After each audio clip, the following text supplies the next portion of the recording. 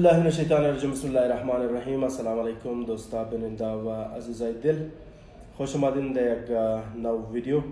و امروز 1 می 2025 است، روزی کارگر، روزی مزدور.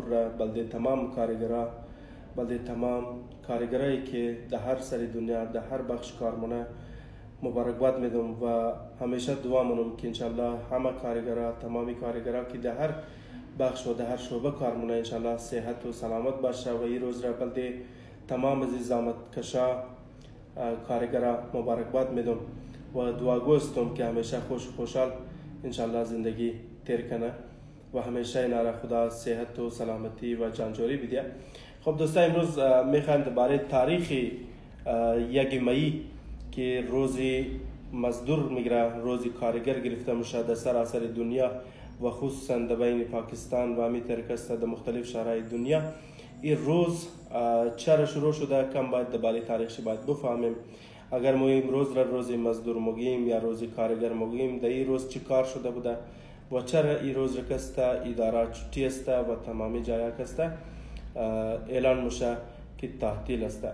خب دوستا، موریم سن طرف تاریخ 1 می در 18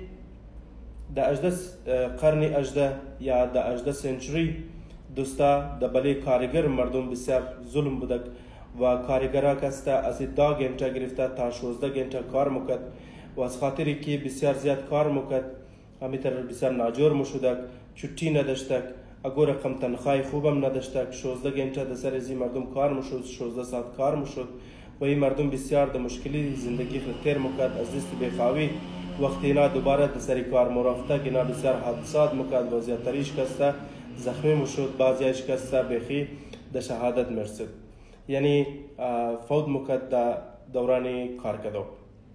خب دوستا، اینا که تمام مزدورا یک جای میشه در شهر چیکاگو در 1886 اینا تمام یک جای میشه و آواز بالمونه حق خو میخواه که بعد از این مو 8 ساعت کار مونی و تنخواه از مو باید بالشونه 8 ساعت مو کار مونی، از 16 ساعت 8 ساعت مو کار مونی، از 10 ساعت مو 8 ساعت کار مونی و تنخواه از مو باید بالشونه و وسایلی که مورد دیده میشه باید صحیح وسایل باشه که مثلا حفاظت جان مهم شونه و همیتر کسا تنخواه مو باید بالشونه. در 1886 در شهر چیکاگو در مابین امریکا کسته ای احتجاج یا ای آواز بالکدو شروع میشه و ای میچله تا 1889 را. از 1886 ای جدوجهد و ای کوششا شروع میشه و ای کوششا جاری ممنه تا 1889. در 3 می 1886 پلیس در بله از این کارگرها حمله مونه و این کارگرها کس زیادتریشی کشته میشه، زیادتریش زخمی میشه و همیتر در 4 می کسته یک کلان دماکه میشه در بین یک مارکت که در اونجی احتجاج جاری بوده، پولیسو بوده، در اینجی دماکه میشه.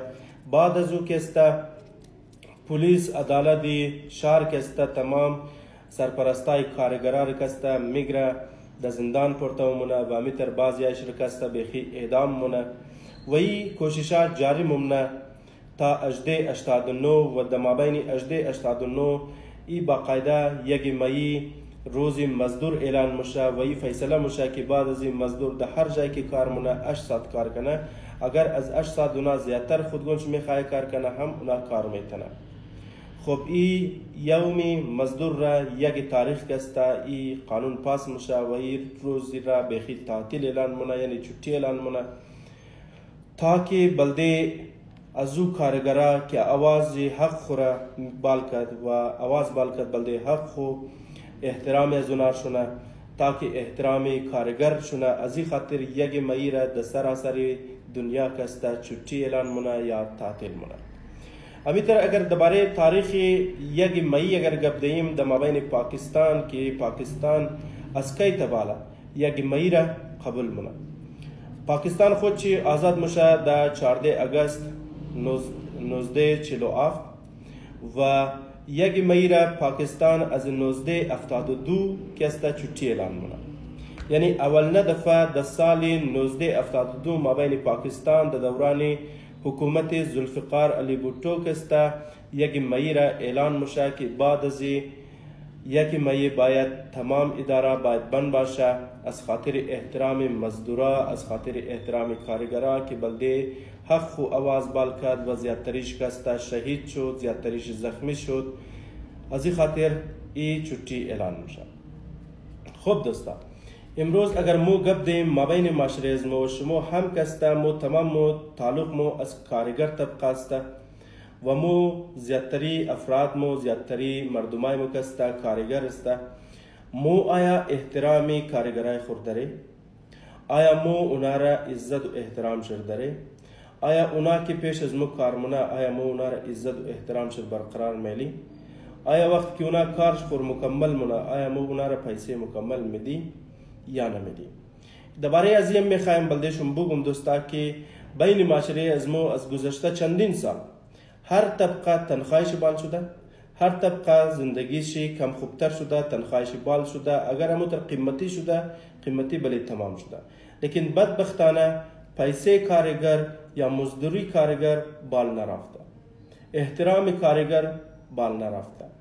پس مو و شما در روزی 1 می باید وعده کنیم، عهد کنیم قدخو که بعد از قدگو کارگر مو به احترامی نکنیم، قدگو کارگر به احترامی به عزتی نکنیم، اگو کارگر مو حق و حقوق شیر نخریم، احترام از اونا را داشته باشیم و اونا را کسته عزت بدیم. امیتر که پورا دنیا کارگر را عزت میده و یک روز را بخی چوتی اعلان مونه بلده از او کارگرها مو و شما هم در احترام از این روز نه تنها 1 می را باید بگیریم بلکه مو همیشه باید که کارگرای خو استاد باشیم و اونا را عزت افزایی شکنیم و اونا را احترام شکنیم، حق و حقوق شیره بدیم و حق و حقوق از اونا را باید مو شما بال کنیم. اگر امروز 1200 یک کارگر را مو روزنکاریش میدی باید او را مو و شما زیاد کنیم.